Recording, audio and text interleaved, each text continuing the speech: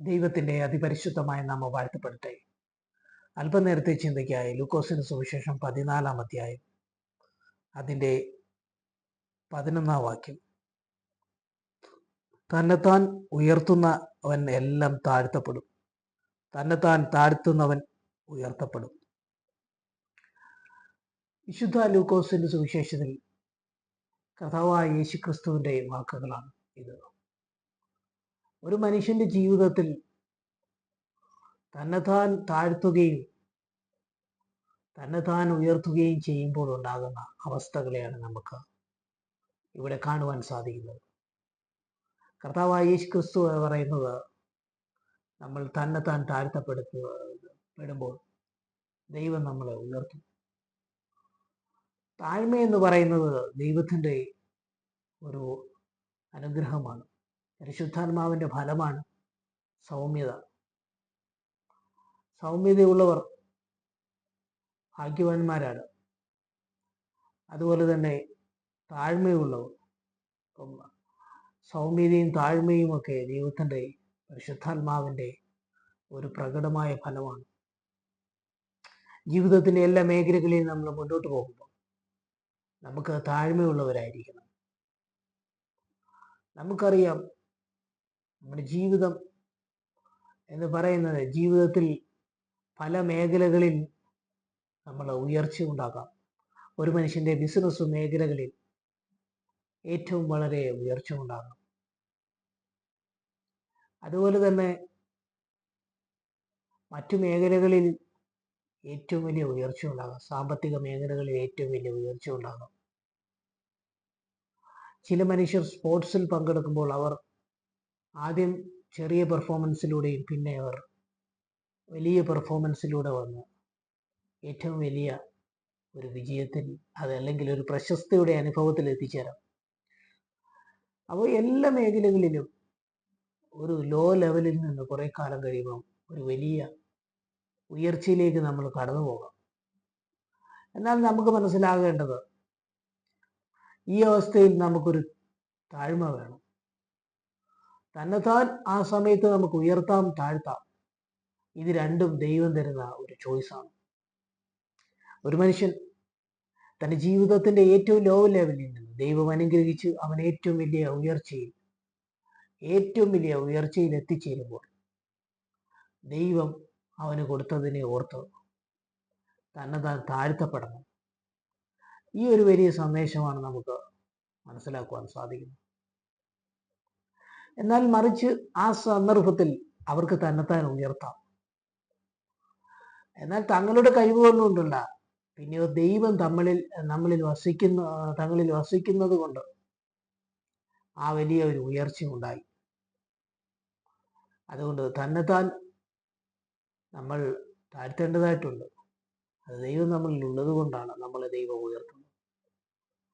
ഒരു മനുഷ്യന് തന്നെത്താൻ ഉയർത്തുകയും ചെയ്യാം, താഴ്ത്തുകയും ചെയ്യാം.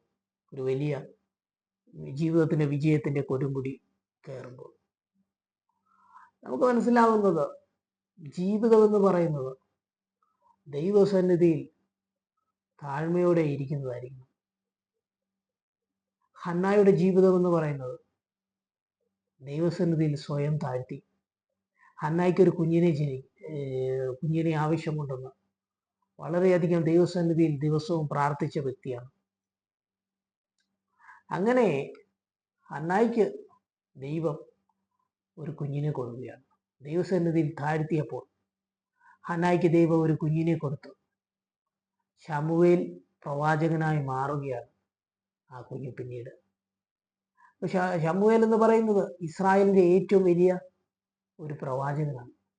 നമുക്കിവിടെ കാണുവാൻ സാധിക്കുന്നത്, ഹന്ന ദൈവസന്നിധിയിൽ സ്വയം താഴ്ത്തിയപ്പോൾ, തന്നെത്താൻ താഴ്ത്തി ദൈവസന്നിധിയിൽ പ്രാർത്ഥിച്ചപ്പോൾ ദൈവം അവൾക്ക് ഇസ്രായേലിന്റെ ഏറ്റവും വലിയ പ്രവാചകനായ ശമൂവേൽ ബാലനെ കൊടുത്ത് ദൈവം അവളെ അനുഗ്രഹിച്ചു.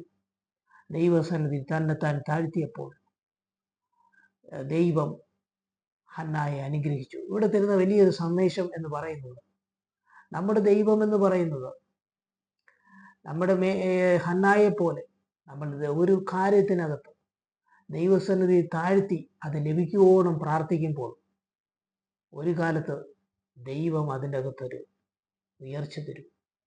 അങ്ങനെ തന്നെത്താൻ നമ്മൾ ദൈവസന്നിധി താഴ്ത്തി കഴിഞ്ഞാൽ ദൈവം നമുക്കൊരു ഉയർച്ച തരും എന്നുള്ളൊരു വലിയ ഒരു ദൈവിക തൂതാണ് നമുക്ക് ഹന്നായുടെ അവസ്ഥയിൽ നമുക്ക് കാണുവാൻ സാധിക്കുന്നത്. അപ്പോൾ ജീവിതത്തിന്റെ മേഖലകളിൽ ദൈവസന്നിധിയിൽ നമ്മൾ ഏൽപ്പിച്ചു കൊടുക്കുമ്പോൾ ദൈവം നമ്മളെ ഉയർത്തും. അങ്ങനെ ഉയർത്തുമ്പോൾ നമ്മൾ താഴ്മയുള്ളവരായിരിക്കണം എന്നുള്ളത് വലിയ കാര്യമാണ് നമുക്ക് മനസ്സിലാക്കുവാൻ സാധിക്കും. അതുപോലെ തന്നെ തിരിച്ച് തന്നെത്താൻ ഉയർത്തുന്നവർ താഴ്ത്തപ്പെടും. നമുക്കറിയാം, ബാബിലോൺ ഗോപുരം എന്ന് പറയുന്നത് ബൈബിളിൽ കാണുവാൻ സാധിക്കുന്നതാണ്. ഈ ഗോപുരം ബാബിലോൺ രാജാവ് വളരെ ദൈവത്തെ വെല്ലുവിളിച്ചു. നാം ഏറ്റവും വലിയ ഒരു ഗോപുരം ഉണ്ടാക്കും, ദൈവത്തോട് അടുത്തേക്ക്, ദൈവത്തിന്റെ അടുക്കലേക്ക് ഒരു ഏറ്റവും വലിയൊരു ഗോപുരം ഉണ്ടാക്കുമെന്ന് പറഞ്ഞു വളരെയധികം എല്ലാവരെയും വെല്ലുവിളിച്ച് ഒരു വലിയ ദൈവിക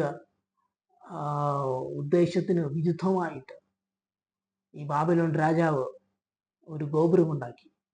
അങ്ങനെ ഈ ഗോപുരം ഏറ്റവും ഉയർത്തിക്കൊണ്ട് വരുമ്പോൾ കുറച്ച് കഴിഞ്ഞ് അവർക്ക് മുന്നോട്ട് പോകാൻ കഴിയാത്ത, അല്ലെങ്കിൽ ആ ഗോപുരം ഉണ്ടാക്കുന്നവർക്ക് തമ്മിൽ അത് പണിയാൻ കഴിയാതായി പിന്നീട് ആ ഗോപുരം ഒരു പ്രത്യേക തരത്തിൽ തകർന്നു പോകുന്ന അവസ്ഥ നമുക്ക് കാണുവാൻ സാധിക്കും. ഇവിടെ കാണുവാൻ സാധിക്കുന്നത് തന്നെത്താൻ ഉയർത്തുന്നവൻ താഴ്ത്തപ്പെടും.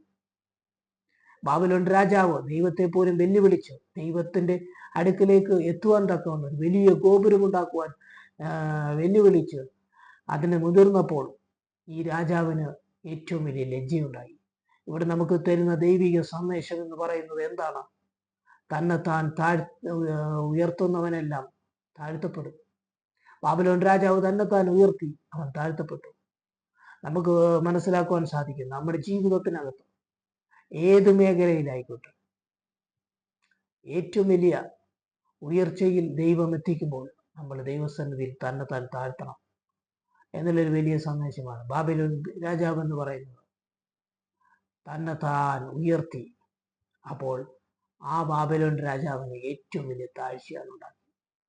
അപ്പൊ കർത്താവായ യേശു ക്രിസ്തു പറയുന്നത്, തന്നെത്താൻ ഉയർത്തുന്നവനെല്ലാം താഴ്ത്തപ്പെടും, തന്നെത്താൻ താഴ്ത്തുന്നവനെല്ലാം ഉയർത്തപ്പെടും. ഈ വചനത്താൽ ദൈവം നമ്മളെ അനുഗ്രഹിക്കട്ടെ.